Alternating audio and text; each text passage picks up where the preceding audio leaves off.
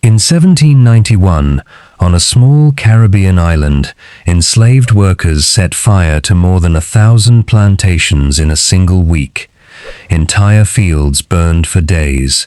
It was the beginning of the only slave revolt in history that actually won. The reason wasn't gold, it wasn't oil, it wasn't land, it was a plant. A sweet, ordinary plant that's probably sitting in your kitchen right now.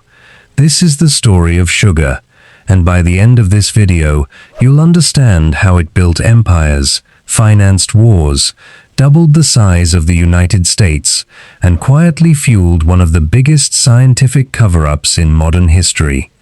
It starts, of all places, in a jungle. About 10,000 years ago, on the island of New Guinea, people found a tall, fibrous grass growing wild. They pulled it up, bit into the stalk, and tasted something completely new, pure, concentrated sweetness.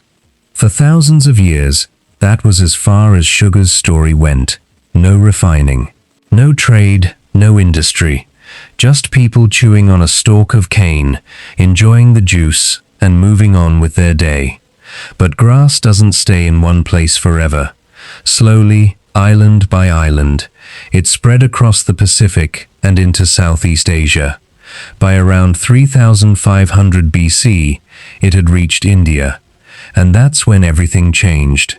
Indian farmers didn't just chew the cane. They crushed it, boiled the juice down, and let it harden into rough brown crystals. They called it khanda. You already know that word. It became candy. For the first time in human history, sugar could be stored, carried, and sold. It wasn't just a snack anymore, it was a product. Physicians began prescribing it as medicine, for everything from headaches to stomach trouble. In some texts, it was written about the way people today talk about rare medicine or fine jewelry. Word of it eventually reached the Greeks, through soldiers who'd marched east with Alexander the Great.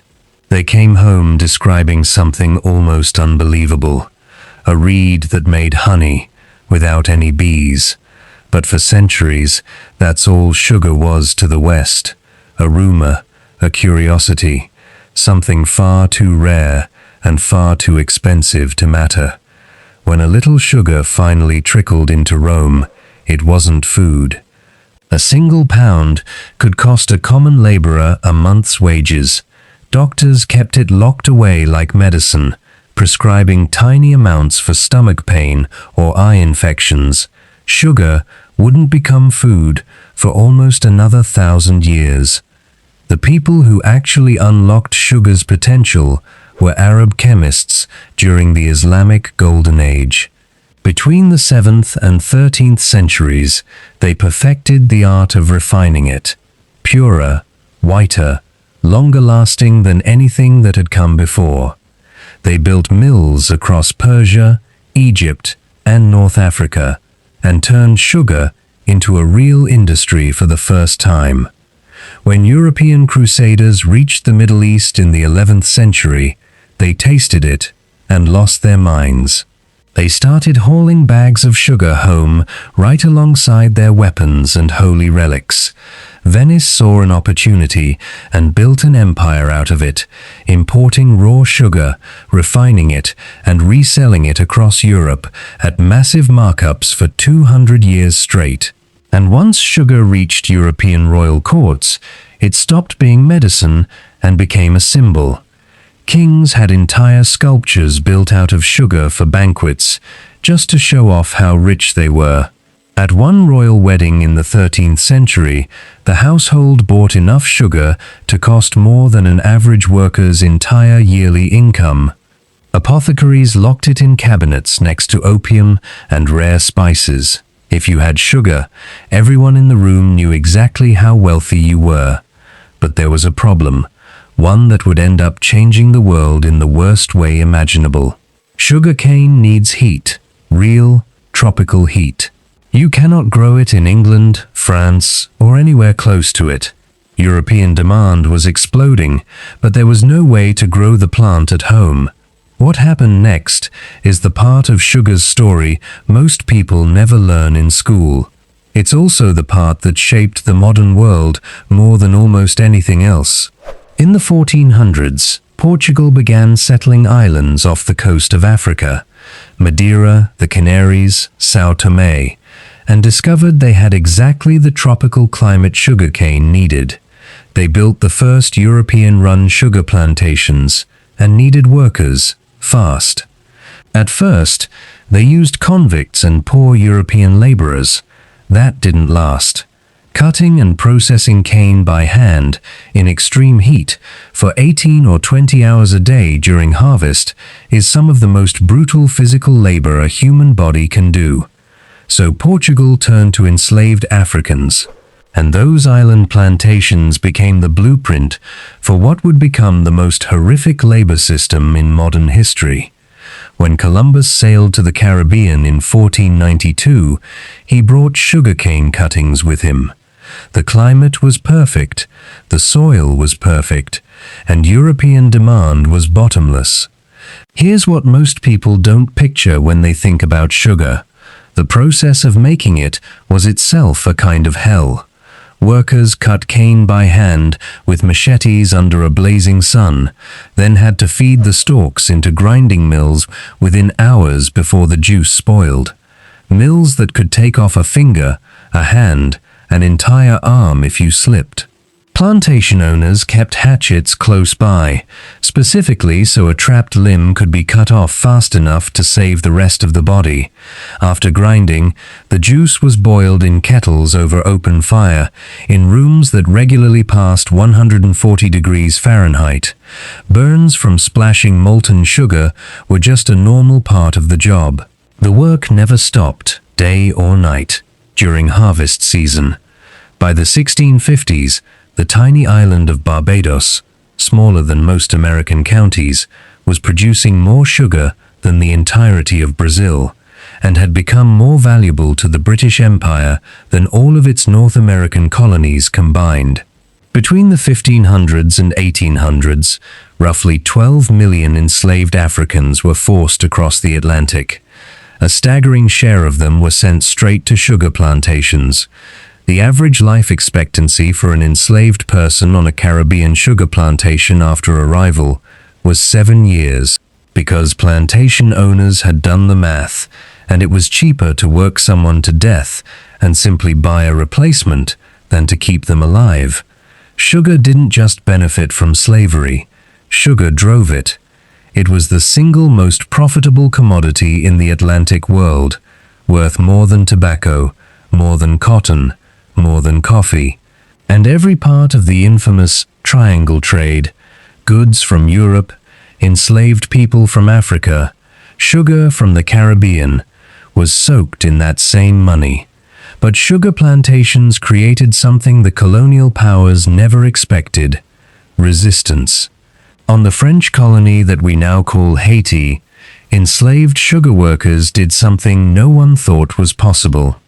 In 1791, hundreds of thousands of them rose up at once, burned the plantations to the ground, and fought a war that lasted 12 straight years against the armies of France, Spain, and Britain. They won. By 1804, Haiti became the first free black republic in the Western Hemisphere, and it was born directly out of a sugar plantation revolt. If you're finding this as wild as I did researching it, hit subscribe. This channel covers stories like this every week, and the next one connects directly to what happens next.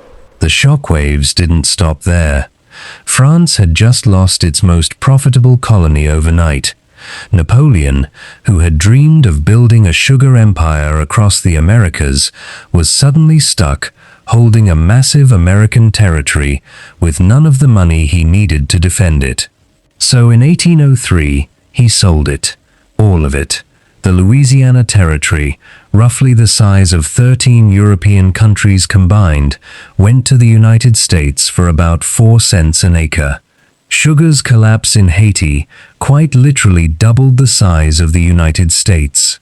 Napoleon had one more sugar problem. Britain's navy had blockaded French ports, cutting France off from Caribbean sugar entirely. So he turned to something a German chemist had discovered years earlier, an ordinary root vegetable, the sugar beet, that could be grown right in French soil and contained the exact same sweetness as tropical cane. Napoleon poured resources into it, cash bounties for farmers, dedicated research institutes, tens of thousands of acres converted almost overnight. Within a decade, France was producing millions of pounds of beet sugar a year, and for the first time in 10,000 years, tropical sugarcane had real competition. That rivalry between cane and beet sugar drove prices down for the next century. Combined with steam-powered mills and railroads during the Industrial Revolution, sugar went from the most expensive substance in Europe to one of the cheapest. And cheap sugar meant something else entirely. It could now feed an empire's workforce. Britain was importing enormous amounts of tea from China, but tea on its own is bitter. Add sugar, though, and suddenly it's something a factory worker actually wants to drink 3 times a day. By 1850, the average British worker was drinking 2 cups of sweetened tea daily, and sugar imports to Britain doubled in just 20 years. This wasn't an accident. The government lowered tariffs on sugar specifically to keep the working class fed cheaply and productively. And that's really the dark logic behind it. Sugar delivers fast, cheap calories.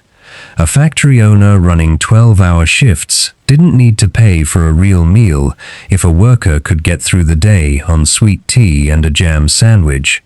Sugar became the literal fuel of industrial capitalism. Fast forward to 1886, and a new company called Coca-Cola starts putting sugar into a bottle and selling it by the millions. Candy bars hit shelves. Cereal goes from plain oats to sugar-coated. By 1970, the average American was eating over 100 pounds of sugar a year, roughly the body weight of a large dog, in pure sugar every single year. And here's where the story takes its second dark turn. By the 1950s, internal research at major sugar companies was already showing a clear link between sugar and heart disease. They didn't publish it, they buried it. In 1967, an industry group quietly paid 3 Harvard scientists, in today's money, roughly $50,000, to write a review that downplayed sugar's role in heart disease and shifted the blame onto dietary fat instead. It was published in one of the most respected medical journals on Earth, and it shaped official nutrition advice for the next 30 years. For 3 decades, the public was told fat was the enemy. Food companies stripped fat out of their products and replaced it with sugar to keep the flavor. What followed was an explosion in obesity, type 2 diabetes, and heart disease that ultimately cost millions of lives. The industry had the data. They chose profit anyway. It wasn't until 2016 that researchers at UC San Francisco uncovered the internal documents proving exactly what had happened.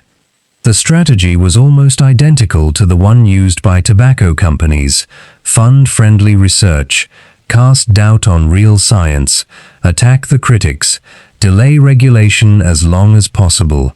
And while all of that was happening quietly behind the scenes, an entirely new kind of sugar was already taking over the American food supply. In the early 1970s, scientists figured out how to turn ordinary cornstarch into a cheap liquid sweetener: high-fructose corn syrup. American corn farmers, already massively subsidized, suddenly had a brand new market. By 1984, both Coca-Cola and Pepsi had quietly swapped cane sugar for corn syrup in their American products. Within a decade, it had replaced cane sugar in almost every processed food in the country, and most people never even noticed the switch. Today, the average American eats about 17 teaspoons of added sugar a day. Health experts recommend no more than 6 to 9. That means most people are eating 2 to 3 times the recommended limit, and it's hiding in places you'd never expect. Pasta sauce, bread, salad dressing. A flavored yogurt can contain more sugar per ounce than a candy bar. The consequences are hard to ignore. Over 40% of American adults are now classified as obese. Tens of millions live with diabetes, and heart disease remains the #1 killer in the country. Globally, the picture isn't much better. The world now produces over 180 million tons of sugar a year, and the average person on Earth eats about 50 pounds of it annually, a number that keeps climbing as Western-style diets spread. Some places are finally fighting back. Mexico introduced a soda tax in 2014, and consumption dropped roughly 12% in the first year alone. The UK followed with its own sugar tax in 2018, and major drink companies started reformulating their products with less sugar before the tax even kicked in. Several US cities have passed similar local taxes, and early data suggests they're working, even as the sugar industry spends millions fighting to stop them. 10,000 years ago, sugar was just a wild grass in a jungle in New Guinea. Today, it's touched almost every major event in the last 500 years of human history. Empires, slavery, revolution, war, industry, and now, our health. That same plant is sitting in your kitchen right now, in your cereal, in your ketchup, in your bread, quietly shaping your life the exact same way it shaped the whole world. If this surprised you, subscribe. There's a lot more hidden history where this came from.